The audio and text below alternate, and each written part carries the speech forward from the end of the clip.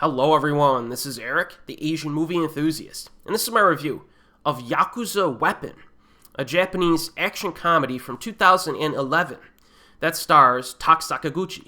Now this was co-directed by Tak and Yudai Yamaguchi, who have worked together many times over the past few decades.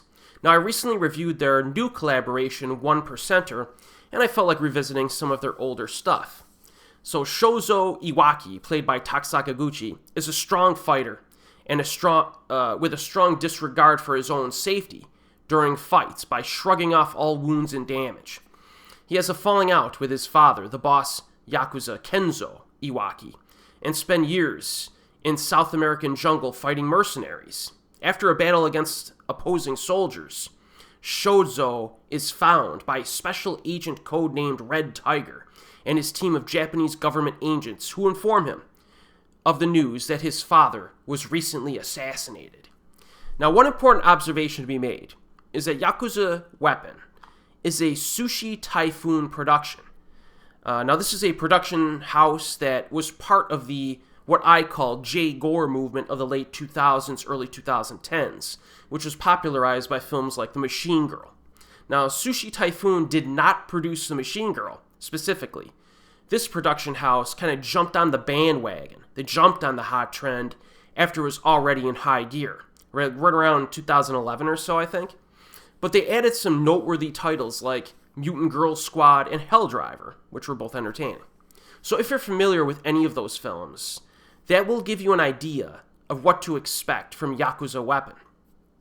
It's very over the top, both in terms of comedy and action. Now, in regard to the former, there are some legitimately funny scenes in this one, like the slow motion dynamite throw, which is kind of really the first laugh out loud moment of the movie, in my opinion. And Tak acts quite silly in this one. He does. Quite a different experience from his more stoic, serious roles. But he's good at playing off of the more loony events, so it's a good thing. Now, I do need to point out that there are one or two serious, kind of mean-spirited moments in this film, which sometimes pop up in these types of films. It does feel out of place for a film of this kind, at least in this film specifically, but thankfully that, those one or two scenes are very short-lived, so it's not that big of a problem. But just, expect it.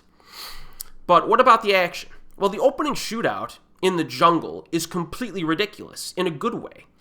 There are military personnel having a battle, and Tak shows up in a stylish, non-combat suit, I guess you could call it. He even has a little hat. And he has no fear for his own safety. Somewhat understandable, since hundreds of bullets are fired at him, and none of them actually land. He even says at one point, "You only get hit when you're afraid of getting hit." All right? But even with some shaky cam, which they do use some shaky cam in this movie, as well as some CGI explosions, this opening set piece is actually really fun, I thought. Tak goes off on these poor dudes using some of his signature maneuvers. There are some bloody deaths showcased, as well as a healthy dose of black humor. So this is the way you could start the film, and I really enjoyed it. Now after that, for a while, there are some shorter action beats involving shootouts and fighting, entertaining but perhaps not set pieces per se. One of the shorter highlights is a shootout against some hit women who are dressed as nurses. But the finale is like the biggest set piece of the film, and it lasts, I guess on and off for like the entire final third of the film. It begins with an uncut 4+ minute fight in a school building that's presented without an edit. So that's a good scene. And this action finale then continues with kind of normal editing for quite a while longer. There's a continued mix of like martial arts and CGI gunplay. Like for example, the protagonist's arm like transforms into a gun and then he shoots guys, and they just use CGI for most of that stuff, which has its drawbacks, but if you can accept that, you're gonna have fun. There's like a naked body weapon near the end that's pretty memorable. Quite satisfying, especially if you don't mind the CGI bits, as I said. And I do say, they do use some shaky cam in this, like I said, and it is a bit too much at times, but at the same time, the camera work is good enough, in my opinion. So I think overall, when you compare this to some of Tak's other films, it is a pretty impressive display of action from Sakaguchi. So I enjoy this movie.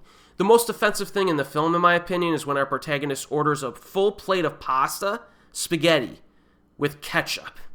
And that was bad. That was a bad scene. But outside of that, this is a pretty fun movie. Yakuza Weapon it's just a fun, silly action movie that's recommended for those of you who like over-the-top nonsense that's kind of elevated by some legitimately fun action scenes. This seems to be a pretty divisive film, reasonably so, given the silliness and CGI on display, but I enjoyed it and I recommend it. Currently available on Blu-ray and DVD. And as always, I'll see you next time.